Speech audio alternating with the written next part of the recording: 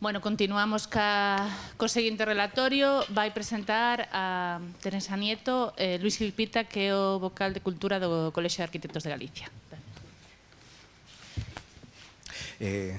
Boas tardes a todos e a todas. Antes de nada, moitísimas gracias, Carmen, non porque me convides a presentar unha persoa que respetamos moitísimo toda unha xeración de arquitectos como é Teresa Nieto, sino por organizar estas xornadas tan importantes e que o galla se repitan moitas veces. Parabéns, Carmen, presidenta. E paso primeiro a facer unhas notas biográficas. Prefiro empezar por aí de Teresa Nieto Freire. É arquitecta dende 1989, é funcionaria do Corpo Especial de Arquitectos da Xunta de Galicia, onde desenvolve a súa actividade na protección do patrimonio cultural dende o ano 99. Foi xefa da Oficina Técnica do Instituto Galego de Vivenda Solo, xefa do Servicio de Urbanismo en Pontevedra e subdirectora de Protección da Cidade e dos Camiños de Santiago no período 2006-2009.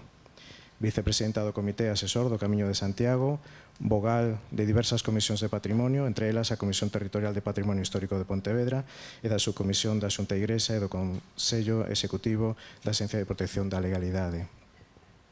Dende a Subdirección de Protección da Cidade e dos Camiños de Santiago, deseñou unha metodoloxía para a delimitación dos Camiños de Santiago e puso en marcha un proxecto para a súa delimitación co desenvolvemento dos estudos do territorio histórico dos camiños e a elaboración da proposta de delimitación das rutas, algo tremendamente importante que era un traballo sin reflexión e sin facer naquela altura.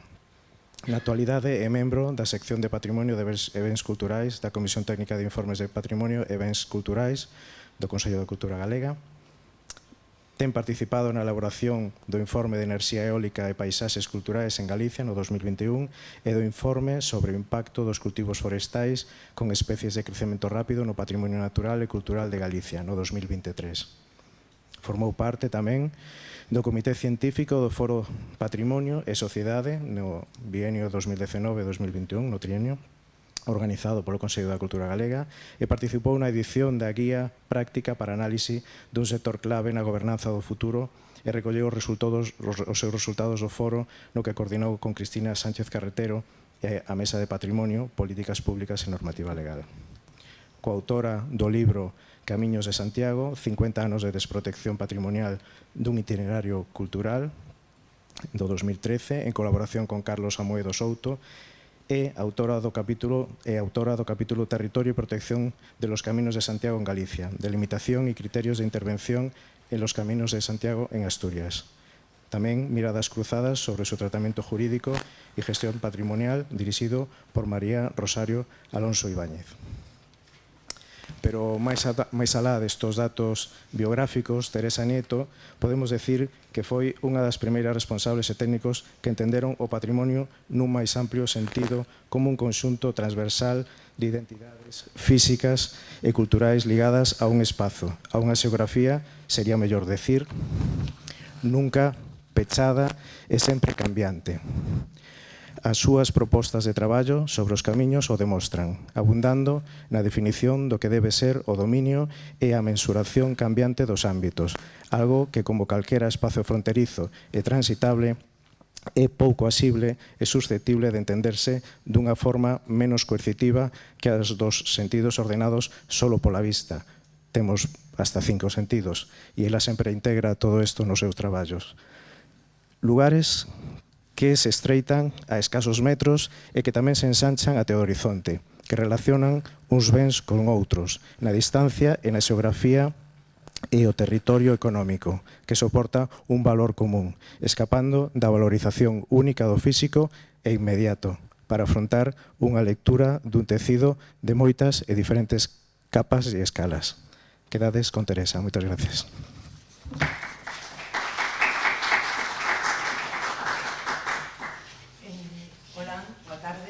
Grazas a Luis pola presentación, grazas a Carmen e ao Colexio de Lugo pola invitación para estar aquí e que me permitiu ver a persoas moi importantes nesa historia de currículum que Luis acaba de mencionar.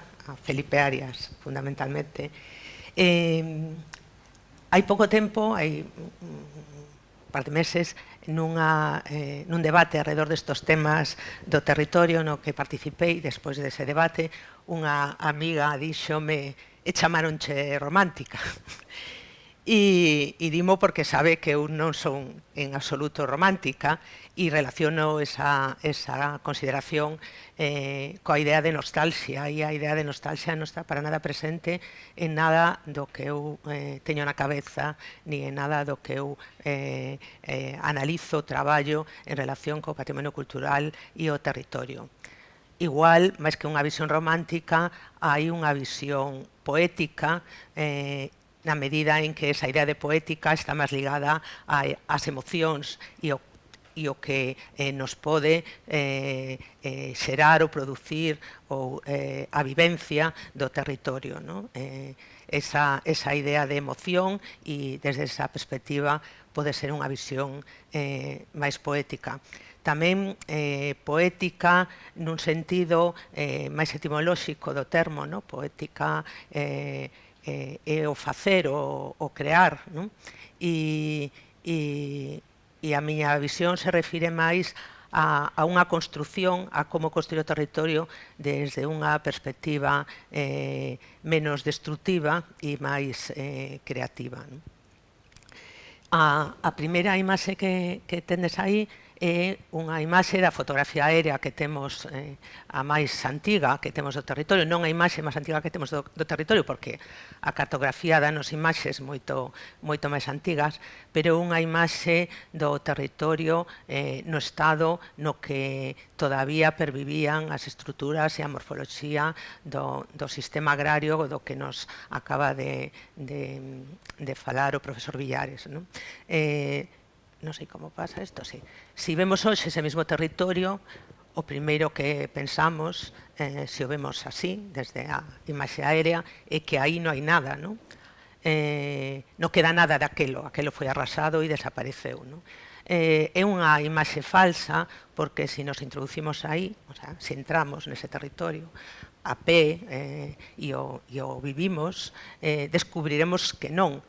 Hoxe temos recursos para poñelo en evidencia, entón, debaixo desa capa, debaixo desa capa, todavía quedan as pegadas do que foi. Polo tanto, aínda que moita da imaxe que temos do territorio é que o territorio foi arrasado, de que non queda nada do que é a historia e a memoria e a forma na que o habitamos ou habitaron outras sociedades, eso non é así. Aí debaixo hai moito mundo, ou moitos mundos. Eu traballo desde o que chaman a xestión do patrimonio, máis que a xestión é un ámbito de tutela administrativa, onde se delimitan ámbitos e espazos protegidos que se tutelan desde a administración, e esos espazos protegidos é o ámbito de competencia da administración na que eu traballo. Entón, o mundo, o territorio está dividido entre espazos protegidos e espazos non protegidos. Entón, o esquema así visto moi fácil, donde hai cousas que valen a pena, están os espazos protegidos, e donde hai cousas que non valen nada, aí están os espazos non protegidos. A diferencia está en que os protegidos teñen un recoñecemento e os non protegidos non teñen ese recoñecemento, pero na realidade a entidade desos espazos non é así de clara. Non o é porque temos que atender a que criterios se están empregando nese recoñecemento. O sea, cal é o criterio polo que se decide que un espazo é protegido ou non. E se iso é universal, é dicir, todo o que se recoñece como espazo protegido abarca todo o que ten valor, e desde que perspectiva se valoran as cualidades polas que se establece esa protección. Isto vale para o ámbito do patrimonio cultural e para o ámbito do patrimonio natural. Desde o ámbito do patrimonio natural é máis fácil entendelo, porque temos referencias moi claras. Por exemplo, en Galicia temos delimitada a Rede Natura, pero temos un proxecto, un expediente de ampliación da Rede Natura desde hai unha década no que se identificaron unha serie de espazos que teñen os mesmos valores que os que están protegidos ou recoñecidos como tal, pero esa protección non se fai efectiva. Polo tanto, temos espazos non protegidos que teñen as mesmas cualidades ou máis cualidades que os espazos protegidos. Desde o ámbito do patrimonio cultural, como se fai ese recoñecemento? O recoñecemento se fai non desde unha visión global do territorio, sino que se fai trasladando esa responsabilidade aos concellos a través do planeamento urbanístico. É dicir, son os concellos, a través do seu planeamento urbanístico, os que identifican no ámbito do seu territorio que o que vale a pena, que o que debe ser protegido e que o que se pode despreciar ou é prescindible ou non ten ese valor. Entón, temos situacións nas que hai concellos que teñen un planeamento recente, contemporáneo, moderno, máis ou menos exhaustivo na identificación desos ámbitos protegidos, e outros que teñen planeamentos da década dos anos 90 que pouco máis que recoñecen 4 ou 5 cousas como elementos protegidos. E despois, quen fai esos traballos, faino desde criterios e perspectivas e consideracións moi diversas. Por lo tanto, non hai unha uniformidade ni unha homoxeneidade na identificación dese patrimonio. Despois, aínda no caso daqueles espazos ou daqueles elementos que se recoñecen como espazos ou elementos a preservar, está outra cuestión que é a do límite, é dicir, hasta onde chega ese ben, hasta onde chega ese espazo que protexer. Tamén isto é a veces moito máis fácil poñer o exemplo dos espazos naturais, é dicir, sobre un plano se traza o límite da Rede Natura, pero a natureza non ten límites, é dicir, non hai unha raya que lle diga a natureza, oye, que aquí se acaba a Rede Natura, nin os paxaros, oye, que fora desta liña non está o espazo, non é o ámbito de protección das aves, vaite para tu lado da raya, non?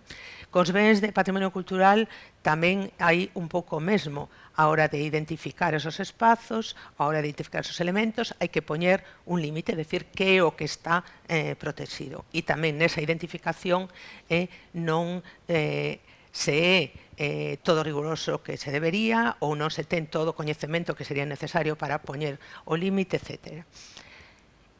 E dentro dos espazos protegidos tamén se fai unha selección do que se protexe. Por exemplo, se un mira o catálogo de Patrimonio Cultural de Galicia, que está integrado por todos os catálogos dos planeamentos urbanísticos que están vixentes na comunidade autónoma, no noso territorio, hai moitísimos máis elementos do patrimonio arquitectónico ou arqueolóxico que do patrimonio etnográfico, porque hai unha tendencia a recoñecer certas entidades ou certas categorías de bens, recoñecerlles valor ou se lle recoñeceu moito antes no tempo que a outras, non? Aínda así, fora dos espazos protegidos, hai elementos protegidos, porque tamén temos unha serie de normas xenéricas que din que, bueno, coñecedes os hórreos están todos protegidos, se reúnen, se lles pode constatar unha determinada antigüedade, os cruceiros, é dicir, que aínda dentro dos espazos non protegidos hai elementos protegidos. Na exposición que vou facer vou concretar un pouco, vou utilizar estes tres termos de valores culturais, de patrimonialización e tutela, e vou a explicaros un pouco en que sentidos vou utilizar. O sea, sobre estes termos e sobre outros e moitos outros relacionados coa protección patrimonial hai sesudos debates sobre que patrimonialización, no? Eu vou a centrar estes conceptos solo no marco da miña exposición. É dicir, cando falamos de valores culturais, vou falar referido a cualidades ou que teñen aos espazos, aos obxectos, cualidades que son valorables objetivamente, é dicir, desde o punto de vista científico, por quen ten unha formación científica, un coñecemento como historiador da arte, como arqueólogo, como especialista, como científico, como investigador endolóxico, é dicir, hai uns valores culturais, ese concepto se refire a aspectos que son identificables nun ámbito, nun territorio, nun elemento, dunha maneira científica e obxectiva. Cando vou falar de patrimonialización ou de patrimonio, son esos bens aos que a sociedade lles otorga un significado, recoñece como algo que forma parte do seu, da súa, de alguma maneira ten un sentido de propiedade ou de considerar que esos bens lle pertencen ou forman parte da súa historia, da súa memoria, que lles atribúe un significado. E vou falar de tutela, de bens tutelados, que son aqueles que teñen un recoñecemento oficial, administrativo, etc. Si vemos a imaxe, esta imaxe do Plan Básico Autonómico que recolle, en principio, todos os bens que están protegidos no territorio de Galicia, bens de patrimonio cultural. Aí están os bens do patrimonio cultural, que son todos esos circuliños, aí onde hai máis circuliños xuntos e se ve unhas direccións, unhas trazas, son os camiños de Santiago, e despois tamén están neste plano os espazos naturais, que están cunhas tramas azuis que non sei se ven ben na diapositiva. Ben, visto isto, mete medo, non? O sea, toda Galicia está protegida, o sea, que aquí está todo, non? Claro, si descendemos de escala, podemos ver que non está todo. O que están son puntiños, que son os centros desos círculos da diapositiva que tendes á esquerda, son puntiños, e esos puntiños corresponden á localización de cousas, obxectos, edificios, inmobles, se aínda descendemos máis, esa é unha ficha do catálogo que corresponde a un desos elementos que están na imaxe da esquerda. Vemos que dentro de esos puntiños hai cousas ou partes que están protegidas, nese caso é un pazo, o que está en vermello son as partes que teñen protección e o que está en negro son elementos que forman parte desa mesma unidade que non teñen protección. Entón, temos unha realidade que é un pouco enganosa, non? Porque realmente hai hai unha protección intensa desde o punto de vista da protección do patrimonio cultural sobre o territorio, pero esa protección é sobre fragmentos ou partes ou elementos illados de cousas que moitas veces teñen unha dimensión que escapa desa protección.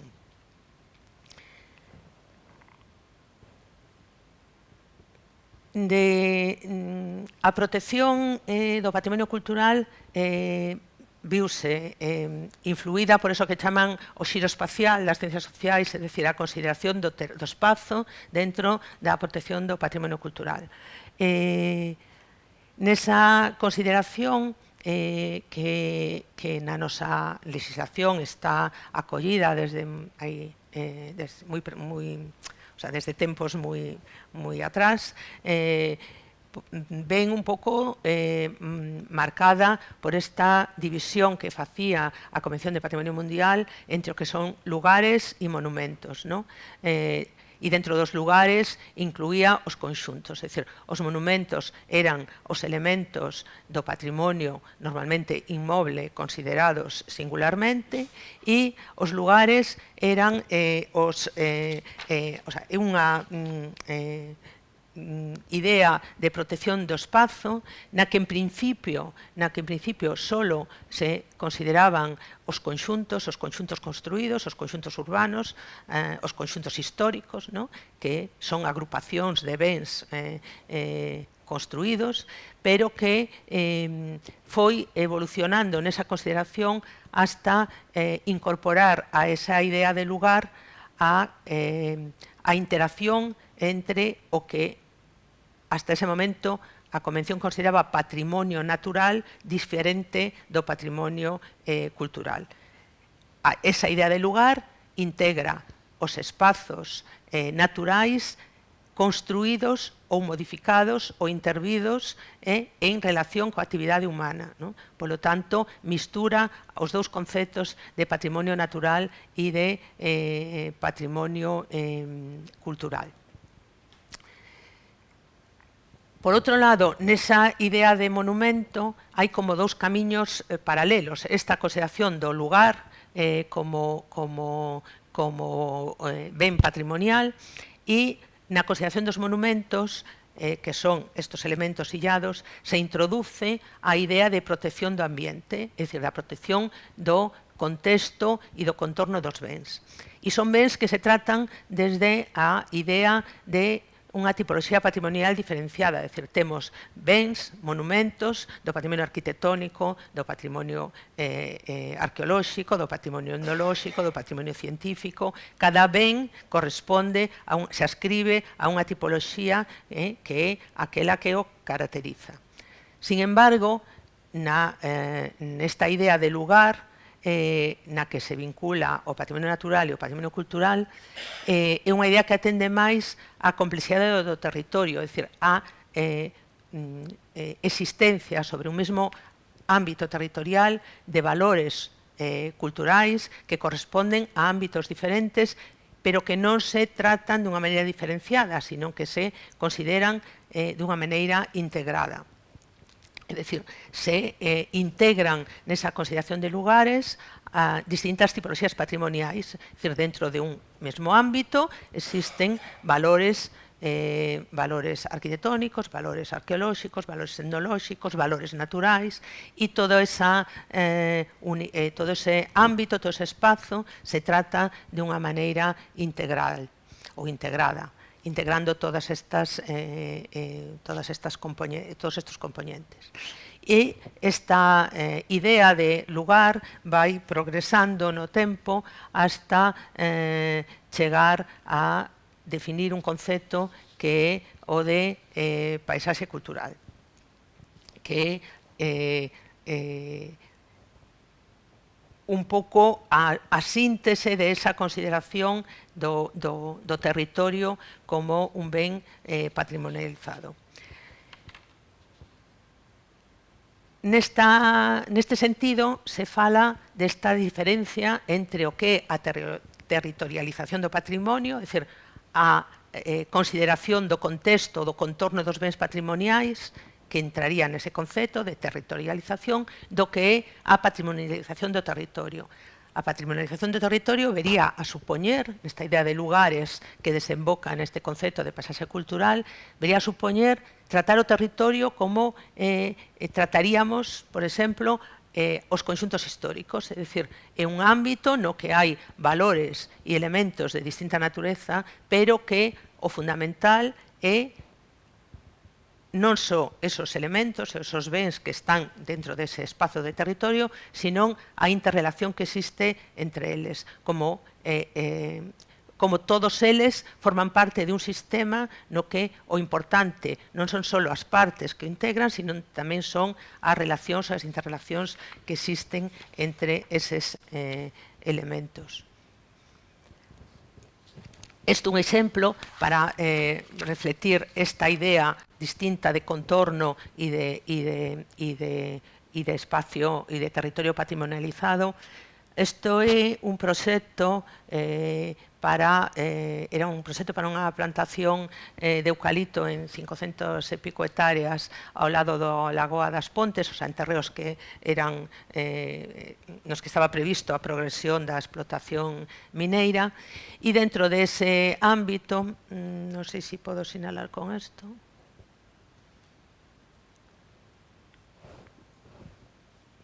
non sei cal é o botón de sinalar, pero bueno.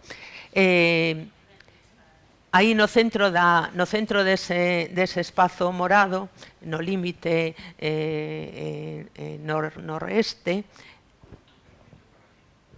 para aquí, vale, vale, non recordo exactamente, bueno, nesta zona creo que na prospección que se fixo para esta plantación, ¿no?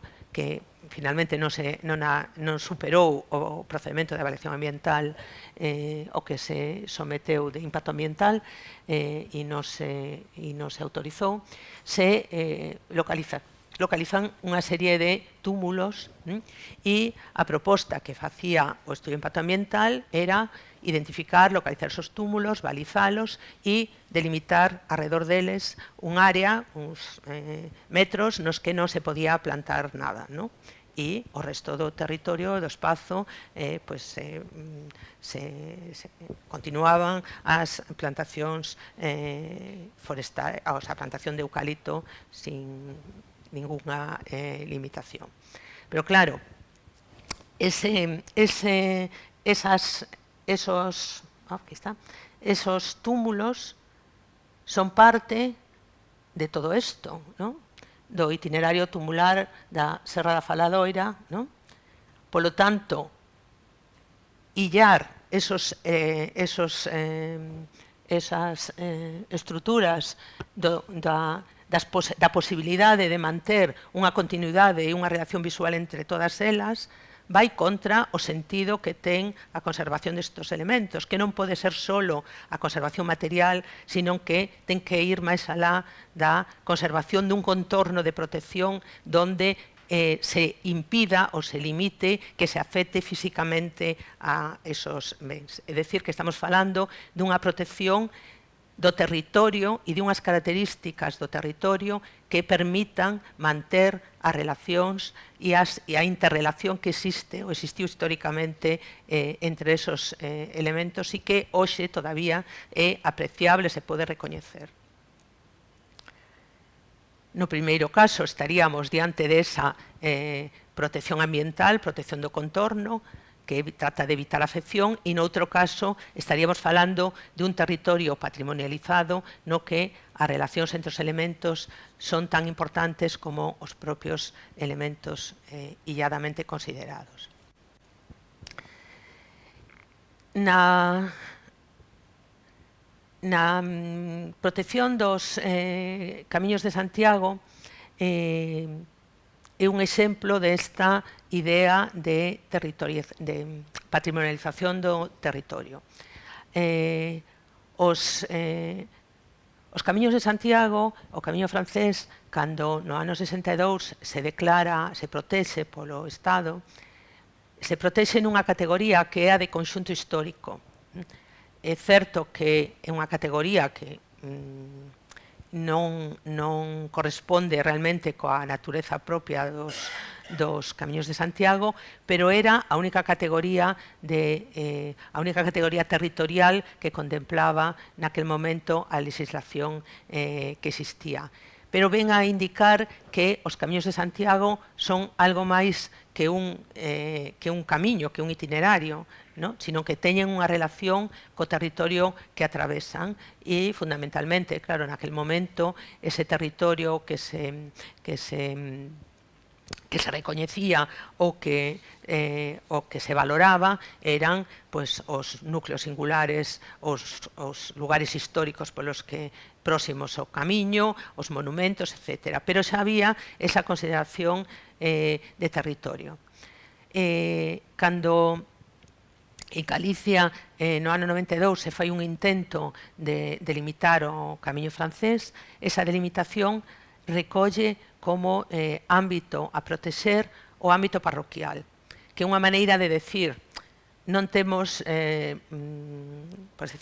capacidade ou non temos a posibilidade ou os medios ou o tempo o que sexa para facer unha delimitación específica, pero a idea é que os camiños están vinculados á construción histórica do territorio. Polo tanto, os camiños non son só o camiño, e nesa construción histórica do territorio aquilo que se identifica como o ámbito que máis caracteriza a estrutura do territorio, a estrutura histórica do territorio en Galicia é o ámbito parroquial. Entón, se delimita como ámbito dos camiños o ámbito de todas as parroquias polas que discorre o camiño francés. E ese é o ámbito que se vincula a súa que se vincula ao camiño cando se chega á declaración de patrimonio mundial.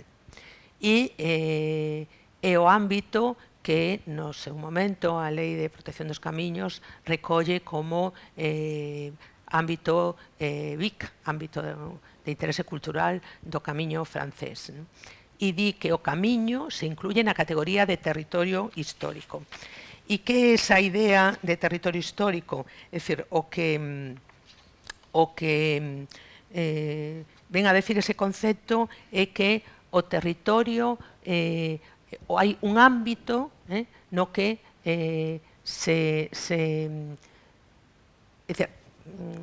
a lei naquel momento distinguía esta idea de conxunto histórico e distinguía a de sitio histórico, que se correspondía con unha categoría na que se protexían ou se identificaban como sitio histórico nos espazos, os lugares nos que se produciran os grandes feitos, batallas ou vinculados a unha personalidade, a un evento histórico, nesta idea da historia dos grandes feitos, e despois incluía esta outra categoría de territorio histórico que viña máis na liña de considerar o territorio como patrimonio polos seus valores culturais, os espazos onde había unha interacción, o sea, estaba neste concepto dos lugares que a Convención de Patrimonio Mundial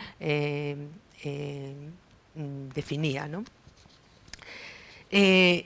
Esa idea se mantén na legislación, na Lei de Protección dos Camiños, se mantén esa idea de que os camiños non son un itinerario, sino que son un territorio, é dicir, é un espazo no que hai unha interacción entre a construción histórica dos lugares polos que pasa o camiño e o feito do camiño de peregrinación. E esa idea está presente na lei e está presente no deseño da metodoloxía para a identificación e delimitación dos camiños de Santiago que iniciamos no ano 2006 e que Felipe Arias me encargou naquel momento levar adiante. Entón, esa idea estaba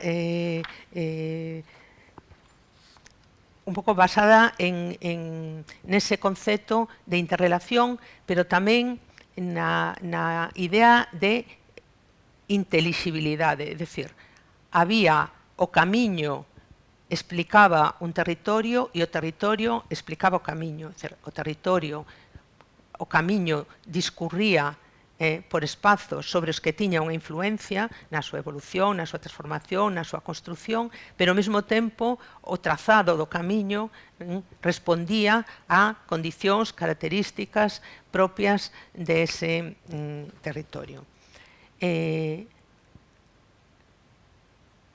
Este é un plano, un mapa do trazado dos camiños sobre o plano de Fontán que mostra un pouco a trascendencia ou a importancia ou a relación que ten cos distintos territorios polos que caracterizan ou polos distintos espazos que caracterizan o territorio en Galicia. É dicir, os camiños marcan, atravesan todos os lugares con moi distintas características, con moi distintos procesos de construción e de formación. E ao mesmo tempo, naquel momento, se vía que os camiños eran un elemento que podía ter tirón necesario para traballar e tratar o territorio desde unha perspectiva que tuvera presentes os valores culturais e os valores patrimoniais, non? E que esa experiencia ou esa maneira de facer podía ser extrapolable, trasladarse a outros ámbitos e a outras áreas do territorio, non? Este é o plano da declaración do camiño do ano 62, non? Que mostra aí recollendo localizacións concretas esa idea de conxunto histórico. E aquí vemos o que foi o proceso no que se culminou a delimitación. Na fotografía, nesta imaxe, está o ámbito parroquial, é dicir, a liña de trazos e o camiño, a liña de puntos, e o ámbito é o ámbito parroquial que se protexera no ano 92. E esta é a delimitación ao tramo amarelo, o espazo amarelo é o ámbito que se declara, e a liña exterior é o límite do ámbito parroquial. Ben, aquí hai unha especie de delimitación enganosa que é a desa zona de amortecemento, que realmente non é unha protección territorial, é dicir, é unha protección que ven a ser finalmente, bueno, non vou entrar no tema, a mesma que tería calquera outra área do territorio que non este dentro desa área de amortecemento. Se ve claramente que hai unha reducción, unha restricción dese espazo de territorio histórico. O problema non é a dimensión, non é canto se reduce, se había unha idea de protección máis amplia e a que finalmente se concreta como territorio histórico é máis reducida, senón que criterios, que elementos, que espazos se incluyen dentro dese recoñecemento como territorio histórico, non? Chega a que certos espazos, en certos tramos, esa idea de territorio casi desaparece, non? E iso é máis evidente se progresamos nas seguintes delimitacións que se fan, non? Porque, de alguma maneira, a delimitación do camiño francés viña moi condicionada polo feito de que había unha declaración Patrimonio da Humanidade e había uns compromisos de protección vinculados a ese recoñecemento, pero nas sucesivas delimitacións que se fan, esa idea de restricción do territorio é cada vez máis evidente. É dicir, que hai un proceso de perda dese recoñecemento dos valores culturais do territorio en relación co camiño a unha protección da ruta que nas rutas, porque este é un proceso que se paralizou, o sea, non se culminaron os procedementos de delimitación, e nas rutas que están sin delimitar, ahora mismo están tratadas desde o Plan Básico Autonómico como estradas, como pistas, ¿no? Con unha protección de 30 metros a cada lado, que evidentemente non incorpora, non corresponde ou non ten ninguna relación con esa idea ou ese concepto de territorio histórico que a lei define, que era o concepto no que a lei do 96 incluía o camiño. Sin embargo, esa idea de territorio histórico sigue presente na lei, non? Bueno, este outro exemplo, isto é o camiño paso por Abadín, e esta é unha proposta que en relación con a autorización de un parque eólico dentro desta zona de desenvolvemento eólico, o Comité Asesor do Camiño, naquela altura, no ano 2006, traballou e fixo unha proposta de delimitación do territorio histórico neste ámbito, que propoñía como delimitación do territorio histórico esta, que chegaba hasta o cume do Monteneda, en relación co trazado do camiño, que era este, e a delimitación que anos despois se aproba e se elabora restringe o territorio histórico a este ámbito, non? Deixando fora esas relacións visuais polas que determinados espazos teñen unha singular relevancia e son uns fitos no camiño, e o informe que no seu momento elabora o Comité Asesor considera que esa relación con lugares que constituyen un referente no trazado do camiño non se pode ver interferida pola disposición destas aliñacións de eólicos. Entón, considera que a zona do territorio histórico deberíase excluir desa área de desenvolvemento eólico. Ben, esta reducción do territorio histórico deixa fora e deixa sin protección esas relacións, non considera a relación do camiño co monte, que estamos falando de por aquí, e eso ten moito que ver probablemente co feito de que ese parque eólico conseguira o ano pasado finalmente a aprobación. É dicir, que en certa medida este proceso de restricción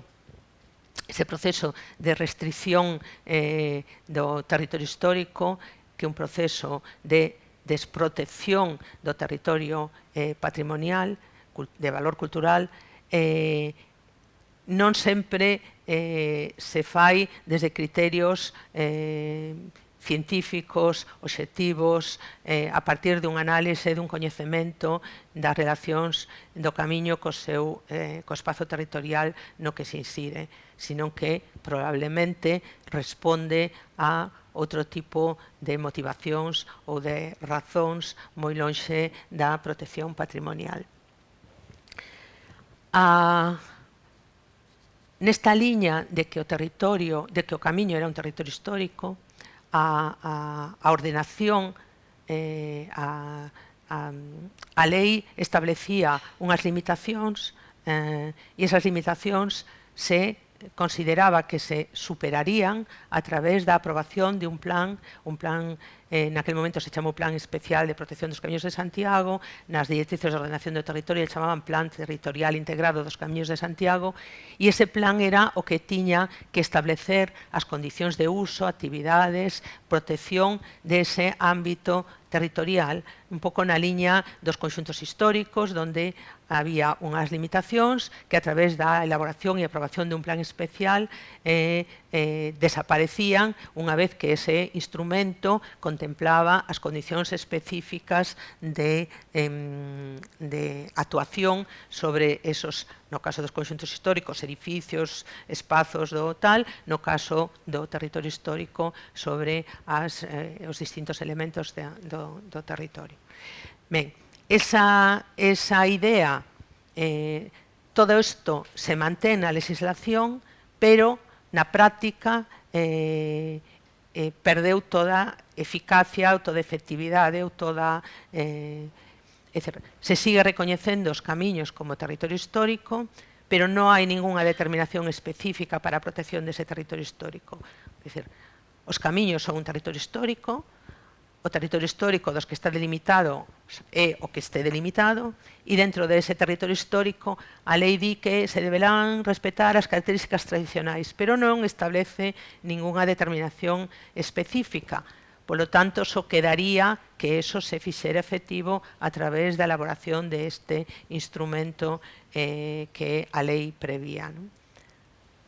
Eso non se leva adiante, non hai un plan nin especial, nin territorial que estableza as determinacións para o desenvolvemento, os usos, actividades ou todo o que se pode, ou as condicións de protección específicas no territorio histórico. Si hai outros instrumentos que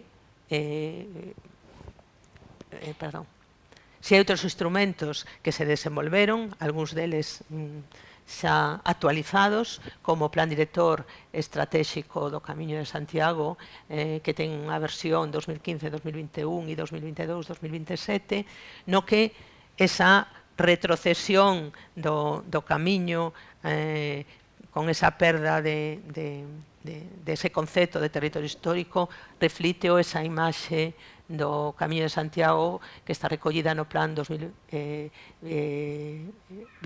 no? Etapa modelo, 21 kilómetros, imos para o camiño e temos estacións de servicio, puntos nos que... Pero o territorio que están aos lados, o territorio polo que discurre ese camiño, non forma parte desa idea de Camiño de Santiago, non? E se sustituye a ordenación por a elaboración de estas guías de boas prácticas, no sentido de como facelo, o sea, como temos que intervir se queremos facer ben sobre o territorio do camiño, no? Esta idea entra un pouco neste concepto de embelecer o mundo, no? Que desde o meu punto de vista é absolutamente contradictoria co que debería ser, porque primeiro temos que coñecer, unha vez que coñezamos teríamos que analizar, despois de analizar teríamos que interpretar e despois teríamos que propoñer, non? O que non podemos facer é empezar por propoñer solucións tipo, solucións xenéricas para intervir sobre un territorio que non ten unhas características homoxéneas. Non estamos falando dun sistema territorial que está caracterizado fundamentalmente pola súa complexidade, pola súa heteroxeneidade, pola súa diversidade. Por lo tanto, propoñer solucións tipo coa idea de boas prácticas, como tratar o paso do camiño polos núcleos tradicionais, como tratar cales son os tratamentos adecuados para a urbanización dos espazos libres a carón do camiño e propoñer solucións universais sin que exista esa fase de análise, de coñecemento, de interpretación que necesita outro instrumento que traballe o territorio desde dentro e non desde unha guía de boas prácticas.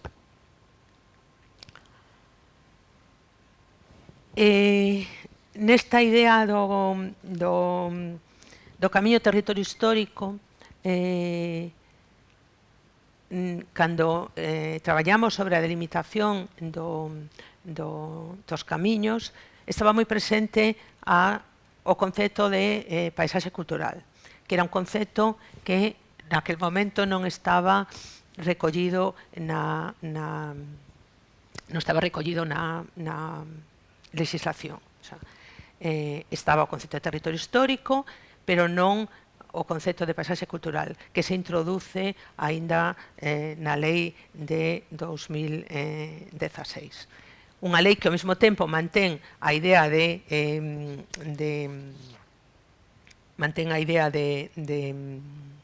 territorio histórico, mantén ese concepto, aínda que realmente eu dubido que nalgún momento se vai a utilizar máis alá de que, como xa se empregou esa protección para os camiños que están delimitados e os camiños que están recoñecidos como patrimonio mundial, non creo que ese concepto de territorio histórico se vaya a volver a utilizar. Se mantén na lei, pero se introduce o concepto de paisaxe cultural. Nese traballo de delimitación dos camiños, ese concepto de paisaxe cultural xa tiña aparecido, porque,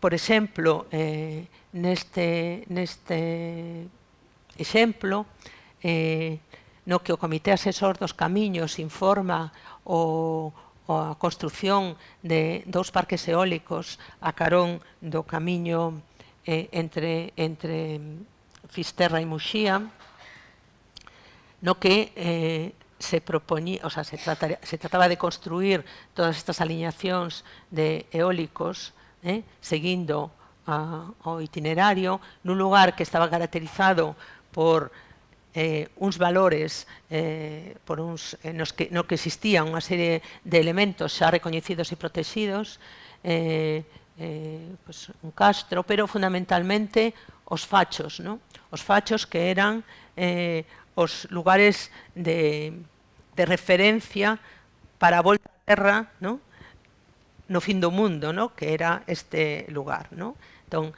o comité asesor naquel momento introduce nesta idea de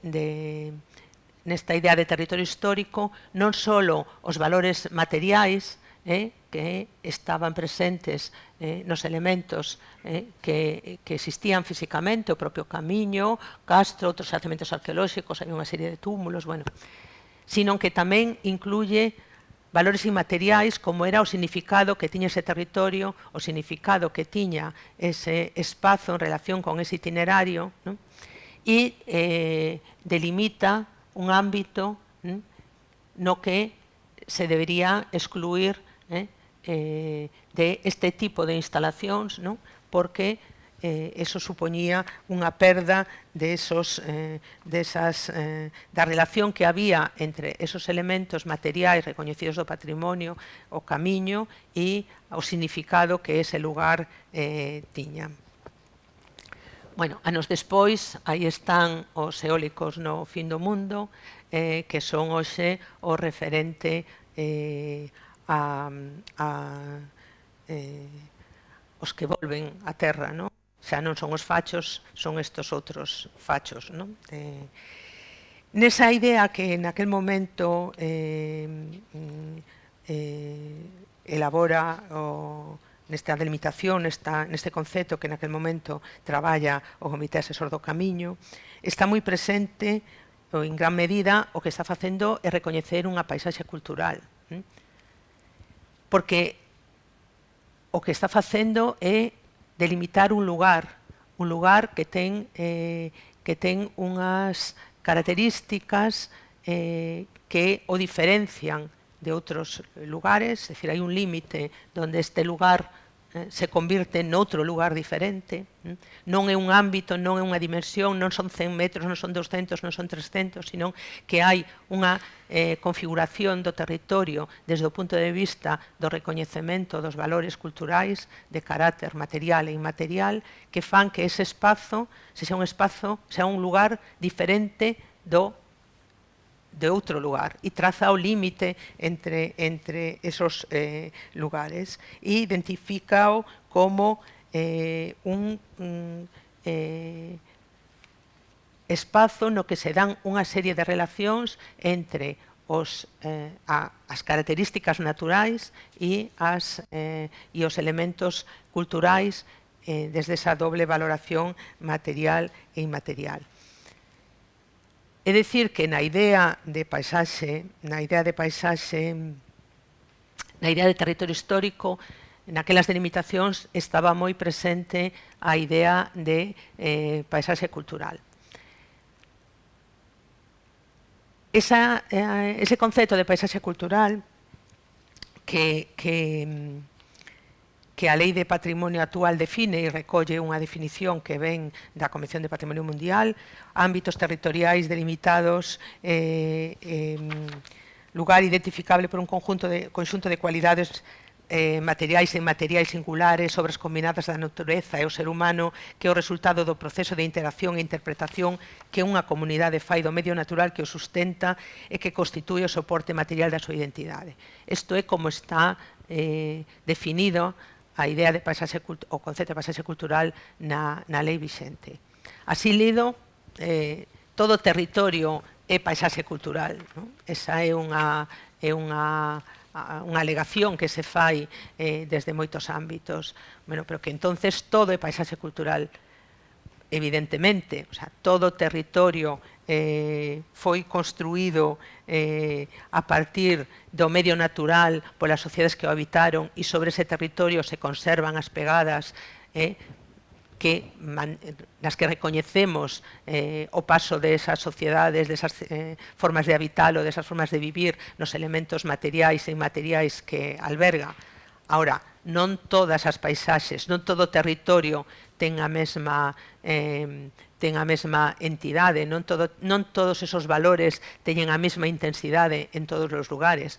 Por lo tanto, a idea do concepto de paisaxe cultural é a idea de un lugar, a idea de identificar dentro do territorio lugares recoñecibles por uns valores singulares e que fundamentalmente contempla a maneira en que se interrelacionan e se superpoñen todas esas capas históricas sobre ese espazo. Hai neste punto un conflito entre esta idea de paisaxe cultural e a idea de paisaxe, porque por un lado temos a paisaxe cultural da Lei de Patrimonio Cultural e por outro lado temos a paisaxe da Lei de Paisaxe. Pero a paisaxe da Lei de Paisaxe é todo é paisaxe. É dicir, a definición de paisaxe é calquera parte do territorio tal como a percibe a poboación, é dicir, todo o territorio é paisaxe.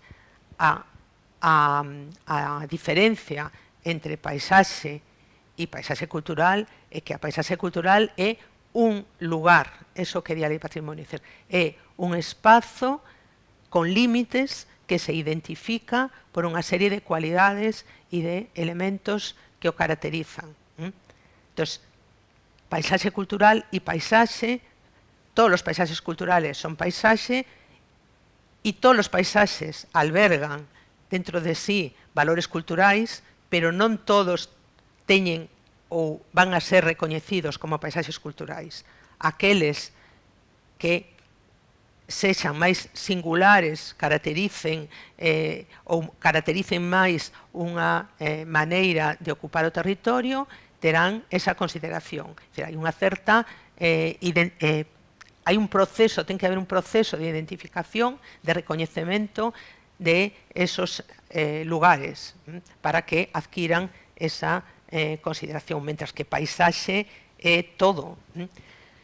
Podería estar máis próximo esta idea de paisaxe cultural ao concepto de unidades de paisaxe que define a legislación de paisaxe, porque as unidades de paisaxe son ámbitos do territorio delimitados que contan cunha configuración estrutural, funcional ou perceptivamente diferenciada e cuns tipos de paisaxe e uns valores paisaxísticos homoxéneos. E nesos valores paisaxísticos que permitirían delimitar e identificar esas unidades de paisaxe estarían os valores culturais.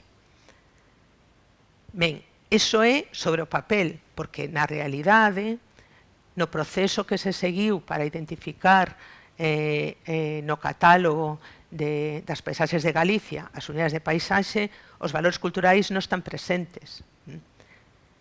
Nesa identificación, o que se fixo, máis que identificar unidades de paisaxe, foi identificar tipos de paisaxe. O sea, temos unha identificación, por así decirlo, de retrincos, de retais, donde se van sinalando todas as combinacións entre características morfolóxicas, características climáticas, características da vegetación, características do medio, e desas combinacións saen non sei cantas miles de unidades de paisaxe diferenciadas que son pequenos retrincos sobre o territorio, pero nesa identificación de unidades de paisaxe os valores culturais non están presentes. Polo tanto, unha posible conexión que habería entre esta idea de paisaxe cultural e o traballo sobre a paisaxe en xeral, que podería conectar a través deste concepto de unidades de paisaxe, desapareceu porque dentro dese concepto, dentro dese traballo de delimitación, os valores culturais non se tiveron en conta. Polo tanto, non hai conexión. O que se fixo foi crear unha especie de ámbitos singulares, que son as áreas de especial interés paisaxístico, e algunhas desas áreas de especial interés paisaxístico se corresponden con ámbitos de recoñecidos valores culturais. Non todas, nin tampouco hai unha correspondencia entre os ámbitos que recolle o catálogo, a catalogación cultural coa que recolle os ámbitos de especial interés paisaxístico.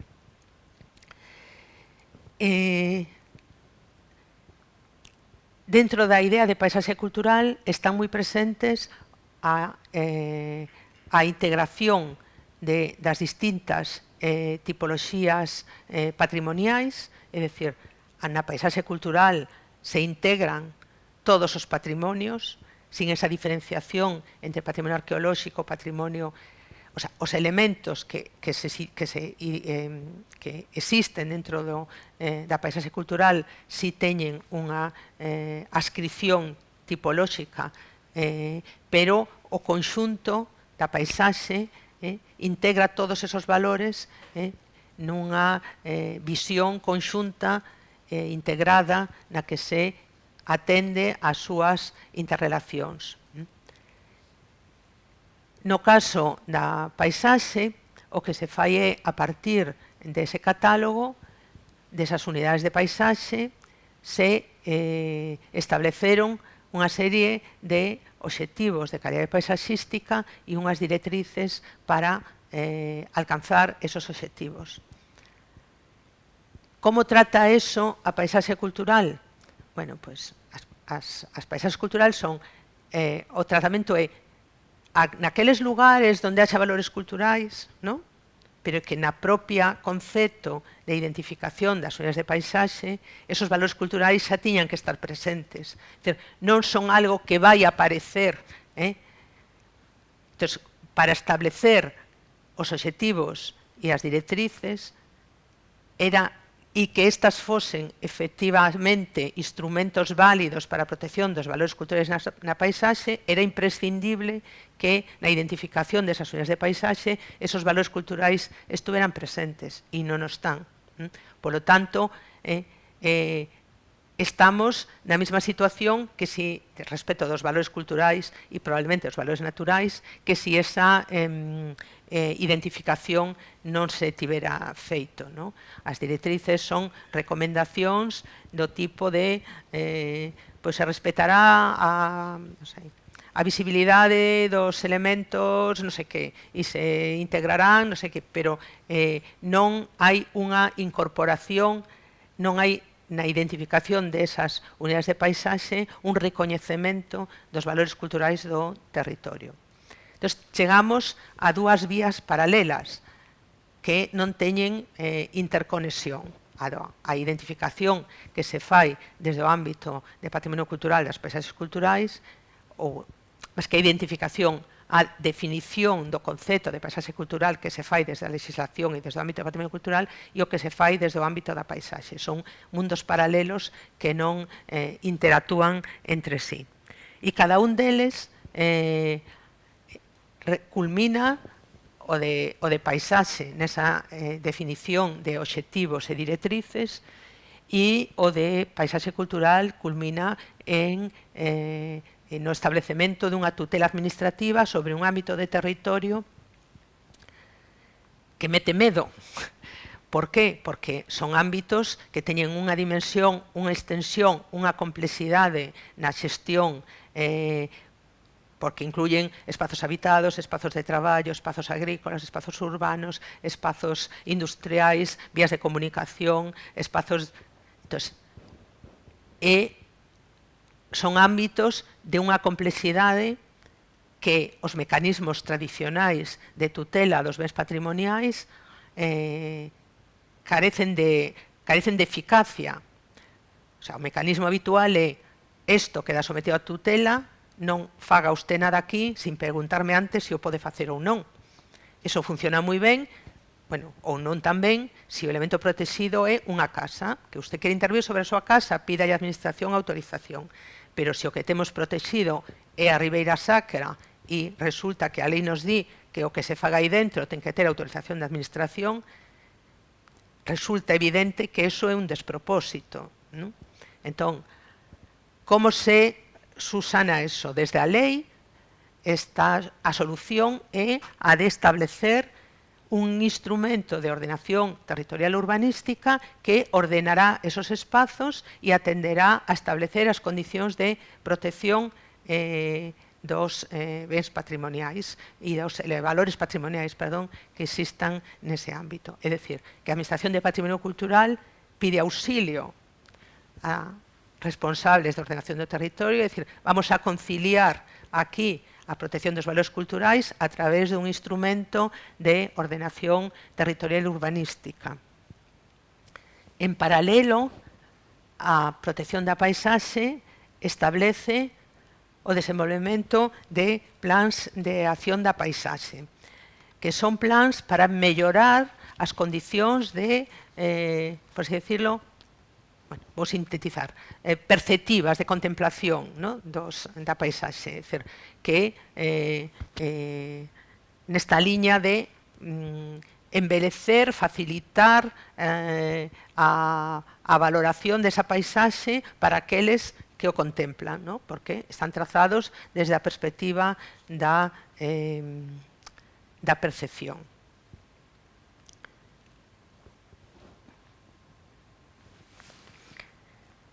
Así chegamos a diapositiva da dereita e a delimitación que se fixo da paisaxe cultural da Ribeira Sacra, que basicamente o espazo que se declara paisaxe cultural é este espazo interior, con estas cousas as que chamaron exoámbitos, que son paisaxe cultural pero están fora do ámbito, que é un pouco contradictorio, porque se un exoámbito é Ribeira Sacra, forma parte da paisaxe cultural da Ribeira Sacra porque ten vinculación coa Ribeira Sacra, é un pouco extraño que esos ámbitos non teñan unha relación física ou unha conectividade ou unha conexión ou unha interacción co espazo recoñecido como Ribeira Sacra. E polo exterior se delimita un contorno de protección e polo exterior un área de amortecemento.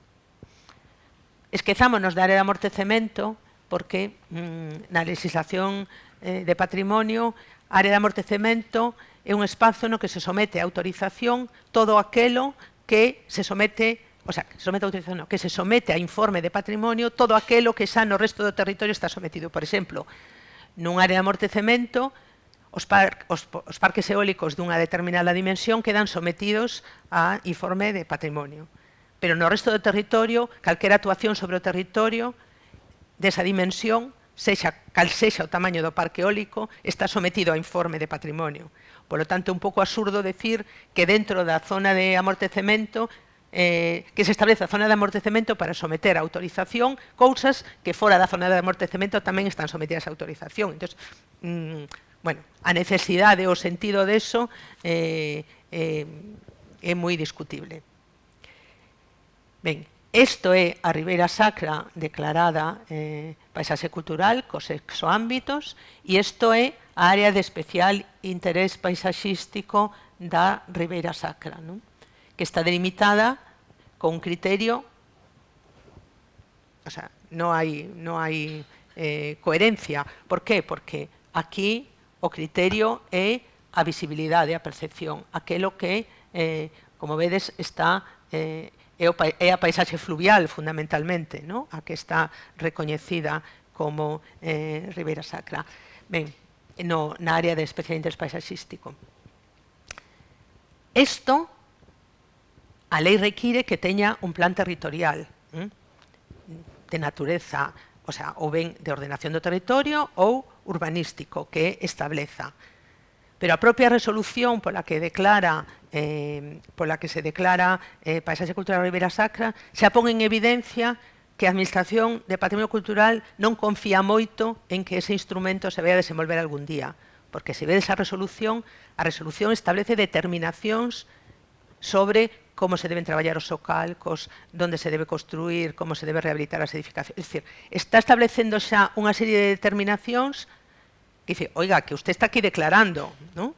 Pero xa está establecendo as determinacións de ordenación que a lei di que ten que establecer un futuro plan. É dicir, que a propia administración que declara ten pouca confianza en que ese plan se chegue a elaborar e xa está poñéndose a venda antes de que se produza a ferida, eximindo de autorización unha serie de actuacións que poden resultar conflictivas dentro dese espazo e que xa regula desde a declaración para evitar esa problemática de que queden sometidas a autorización e non ter nunca, ou non chegar a ter nunca, un plan que exima de esa autorización. Ese plan territorial integrado ou o plan que sexa da Ribeira Sacra non existe, pero sí existe o plan de acción da paisaxe, pero os seus obxectivos non teñen nada que ver cos valores culturais. A mellora da percepción da paisaxe, de comprensión dos valores da paisaxe nos itinerarios panorámicos, o espazo de actuación corresponde a aqueles tramos dos itinerarios que discorren e, fundamentalmente, a definición dos itinerarios paisaxísticos, do tratamento que se lles vai dar a esos itinerarios, dos miradoiros, etc. É dicir, non é un plan que teña como obxectivo a protección dos valores culturais, nin a ordenación dos usos e actividades nese espazo que se consideren compatibles coa conservación desos valores culturais. Ben, neste punto vemos nesta idea do territorio patrimonializado, o sea, do territorio considerado como un ben patrimonial de natureza, o sea, un ben cultural, se acusa patrimonio do desborde, ¿no? O sea, patrimonio bota por fora, o sea, temos todos os elementos, todos os edificios, todos os catalogados, ahora tamén os espazos, os territorios, os camiños, ¿no? Entón, desde esa consideración se responsabiliza ou se culpa a protección patrimonial de xerar esta situación, ¿no?, de desborde, ¿no?, donde todo é patrimonio. Onde está o meu ver o problema? Non está en que todo eso que nós temos recoñecido como bens patrimoniais, non está en que esos espazos, esos lugares que teñen ese recoñecemento patrimonial non teñan esos valores culturais. O problema é que non temos modelos de protección que sexan coherentes con esos novos patrimonios. É dicir, o mecanismo tradicional de autorización, isto queda tutelado e usted non me o toque sin que eu lle dé permiso, ese mecanismo é útil ou funcionou para monumentos, para distinto tipo de elementos, pero non é eficaz para os espazos patrimonializados. Incluso podríamos decir que ni siquiera é moi eficaz para os demais, ¿no? Probablemente porque, se recordades ao principio, falei da heteroxeneidade desos catálogos, de que están elaborados desde conceptos e desde criterios varios e variopintos e que non hai unha xerarquización. Entón, o sometelos todos ao mesmo estrategia de protección, ao mesmo modelo de protección, o problema é que a percepción que ten a administración é a mesma para os bens, sexa a catedral, a iglesia parroquial, unha casa tradicional, un valado, é dicir, non hai unha consideración, é dicir, simplemente se aplica o mesmo esquema a todo, se aplica o mesmo procedimento a todo, se aplica o mesmo mecanismo, e isto ten desbordado claramente a administración, por non falar dos contornos de protección, que probablemente, bueno, sería un tema máis a engadir, que tampouco ven o caso, pero tamén esas áreas realmente as áreas delimitadas teñen vinculación co ben, as áreas delimitadas como control de protección teñen relación co ben para o que se delimitan, realmente existe esa interacción entre ese espazo e o ben protegido, ten sentido esa protección.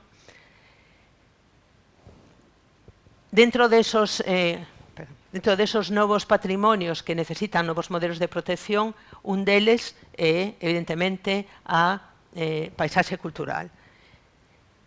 E a paisaxe cultural entraría dentro destos bens de patrimonio que necesitan unha definición de como actuar ou intervir aí desde un ámbito desde un instrumento que o trate dunha maneira integral. Por eso, a legislación de patrimonio recurre á ordenación do territorio, porque non se lles ocurre ou non se nos ocurre outro instrumento que poida cumplir esa función. Entón, eu digo a veces que como se patrimonio invitase a bailar a ordenación do territorio, pero a ordenación do territorio non quere saber nada de patrimonio. É dicir, estamos nun proceso no que hai unha absoluta sectorización das políticas públicas, é dicir, cada un que se ocupe do seu. Industria dos eólicos, forestais dos montes, estradas das estradas, patrimonio de patrimonio, urbanismo do urbanismo, e non hai ningunha integración entre esas políticas públicas, que sería a función da ordenación do territorio. Sería a súa competencia, integrar todas esas políticas públicas e determinar como esas políticas públicas se actúan ou se manifestan ou se posicionan sobre o territorio, que espazos ocupan, que espazos se dedican a cada uso e actividade, como se fai, e todo eso incorporando o patrimonio natural, o patrimonio cultural e outra serie de valores. Pero a actuación que se fai desde a ordenación do territorio vai noutra liña, vai na de sectorizar. E iso é contrario a un pouco as orientacións que se establecen. Por exemplo, a estrategia para o patrimonio para o século XXI, elaborada polo Consello Europeo, establece como unha das estrategias a componente do desenvolvemento territorial económico, é dicir, hai que incorporar o patrimonio no desenvolvemento, eso que xa hai décadas se ven chamando conservación integrada, e quen ten que incorporar eso e facer coherente o desenvolvemento do territorio, a ordenación, a xestión do territorio cos valores culturais. Ahora mismo, quen tería ese cometido sería a ordenación do territorio, pero a liña vai noutro plan.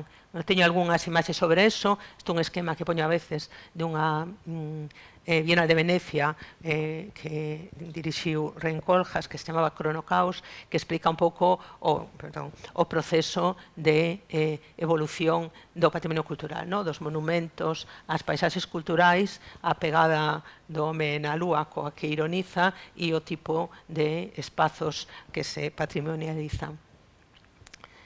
E isto explica un pouco a evolución que foi seguindo esta sectorización das políticas públicas e esta desleixo da ordenación do territorio para integrar o patrimonio cultural. Nas directrices de ordenación do territorio introducíramos uns ámbitos de interese do patrimonio cultural que despois quedaron aí sin sentido porque as directrices se cambiaron, porque facendo un pouco un paralelismo no documento que se aprobou un borrador ou un documento que se aprobou inicialmente, non recordo, no ano 2007, 2008, 2009, non sei. Se introducían determinacións de aplicación sobre os ámbitos de espazos naturais. Entón, un pouco o que se fixo foi elaborar unha relación de todos os ámbitos de patrimonio cultural que tiñan ámbitos que tiñan, áreas que tiñan ou elementos que estaban catalogados, protegidos, declarados BICs, pero que tiñan unha dimensión espacial e incorporalos como ámbitos de interese do patrimonio cultural e incorporar naquelas determinacións daquele borrado documento de directrices unhas limitacións semellantes, é dicir, pois, se dentro dos ámbitos de interese do patrimonio natural non se permitía implantar parques eólicos, dentro dos ámbitos de interese do patrimonio cultural, en paralelo, tampouco se permitía ese paralelismo. Ao final, quedaron os ámbitos e desapareceron todas as determinacións que facían referencia a esos ámbitos, co que isto quedou un pouco sin sentido. Pero si se mantivo, estos eran todos os concellos nos que había ámbitos de interese do patrimonio cultural, ou hai. E naquelas directrices se establecía estas determinacións, que sobre as actuacións sobre o territorio teñen que ser compatibles co patrimonio cultural a través da identificación, do recoñecemento das súas características e das súas relacións co territorio e da análise das posibilidades de integralo como un elemento máis de actuación.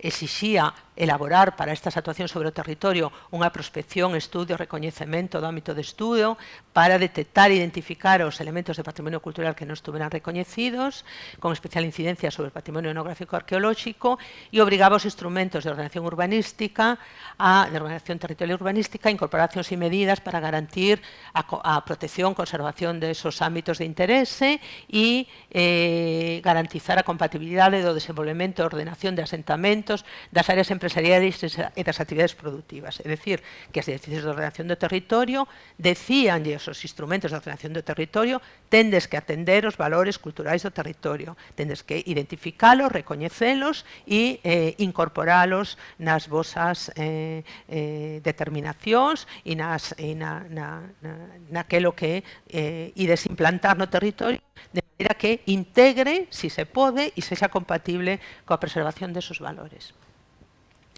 Ben, nunha liña...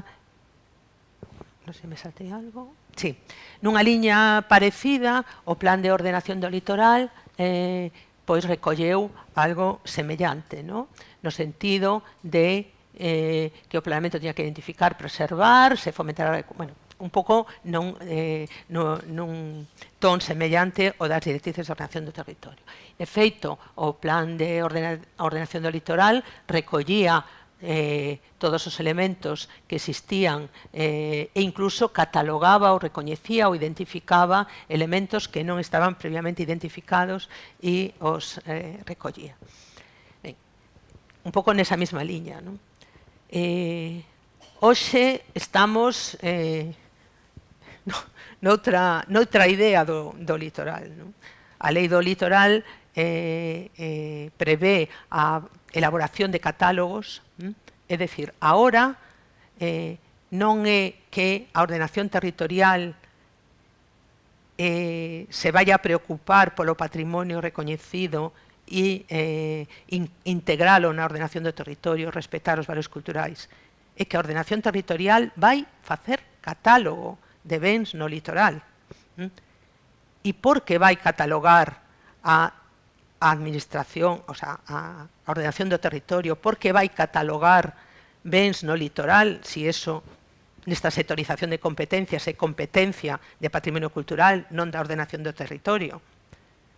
Porque esa nova catalogación de bens polos seus supostos valores culturais vai permitir usos no litoral, fundamentalmente usos hoteleiros, hosteleiros, turísticos, etc., que ahora mismo son incompatibles coa lei de costas.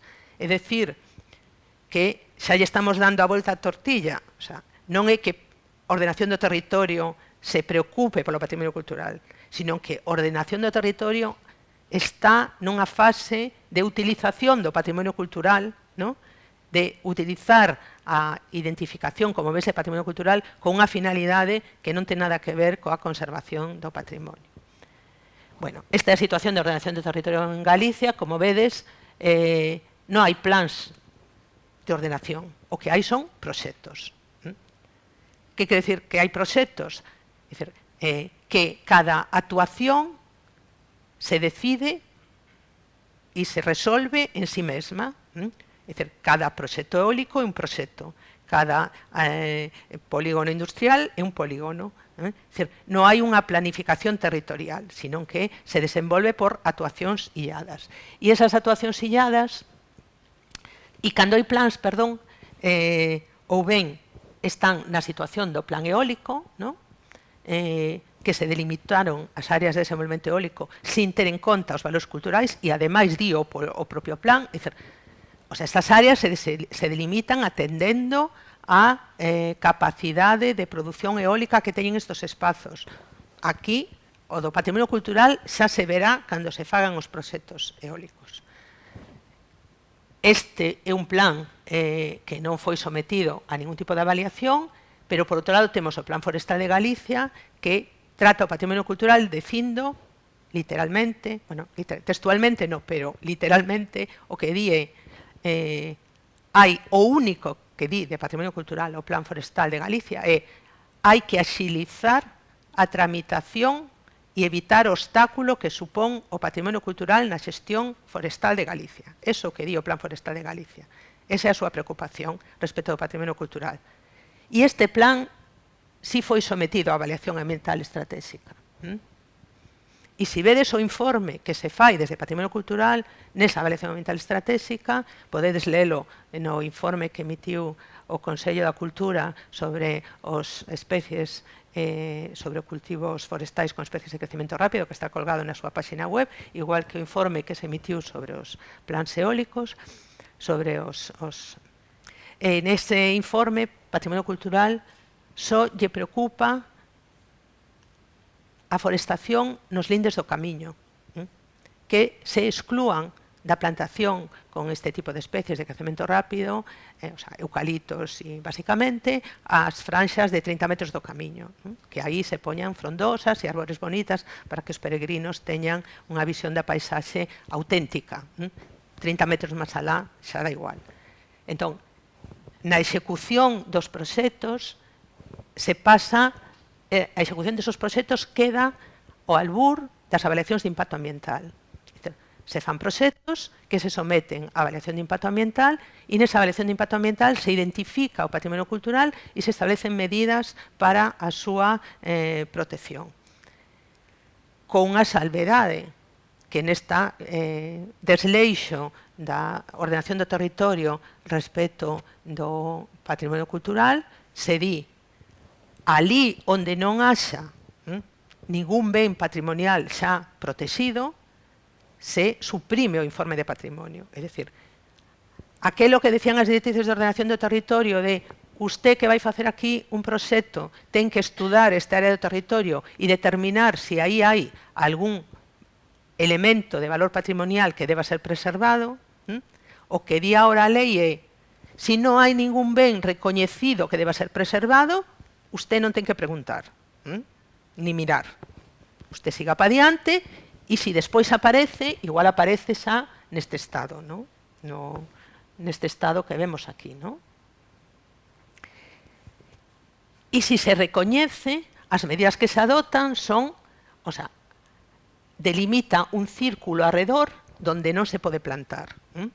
Entón, marca un círculo no plano e confía en que o tractorista, o que manexa maquinaria, o que non sei que, cando chegue aí, se acorde de, que cheguei ao límite e teño que recuar, que non podo pasar por encima destos petóglifos, etc.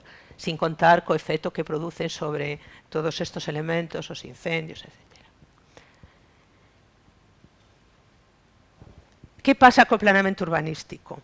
O planeamento urbanístico hoxe é o instrumento que ten que identificar o patrimonio cultural. Sempre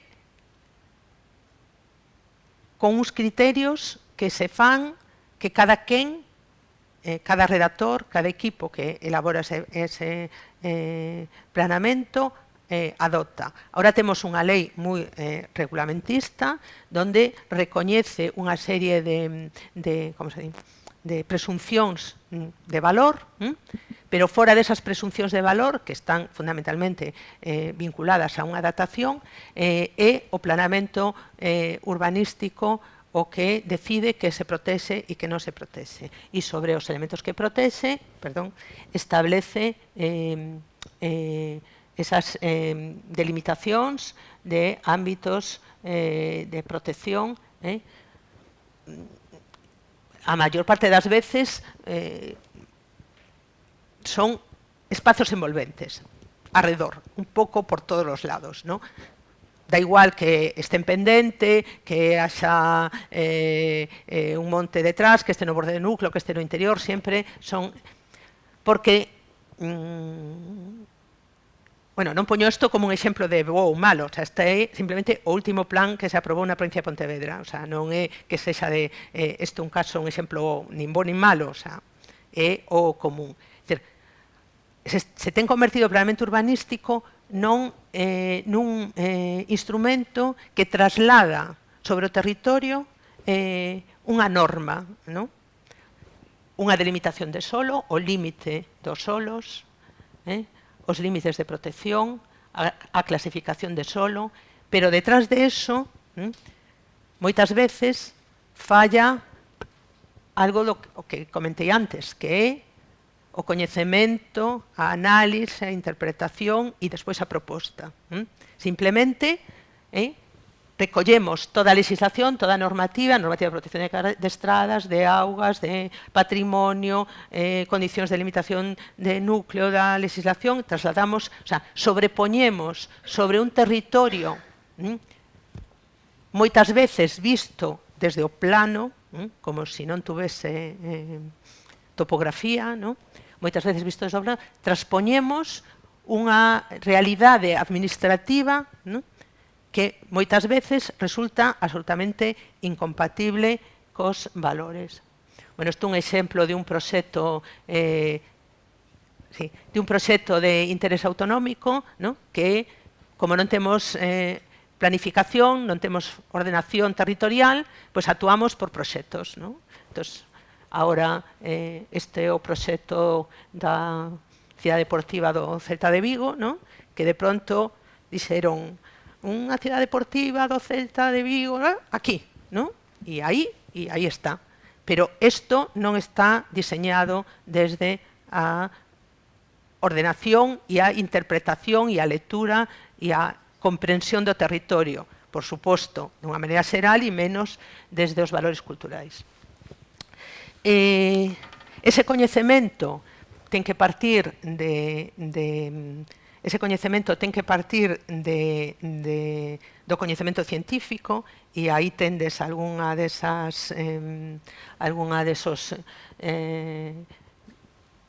estudos que nos poden axudar nese coñecemento. Estos son uns, moitos, é un pouco para representar o coñecemento científico. E despois quería rematar léndovos un fragmento de un texto que me gusta citar de Agustín Berke, que é un xeógrafo que traballa sobre a paisaxe, que, falando da poética de habitar, da comprensión, fala de dúas maneiras de ver o territorio. E di que unha, que sería a da dereita, é a abordaxe poética directa, descendendo desde os picos sublimes a partir dos que a vista engloba todo, sen demasiada preocupación de pormenores, en dirección oval para... E outro, o da esquerda, é a abordaxe científica, laboriosa, racional, tomando o camiño difícil subindo pola terra cultivada, verificando paso a paso a súa elaboración. Di, como espacio habitado é un deses obxetos terriblemente complexos que nos dan alimento para pensar, pódese dubidar sobre cal sexa o camiño a seguir. E di, mas tal vez algunhas persoas deberían, polo menos, intentar seguir ese segundo camiño, máis modesto, que require traballar en pequenos obxetos aparentemente menores, aquelas pequenas cousas que por veces fano todo. E xa está. Grazas.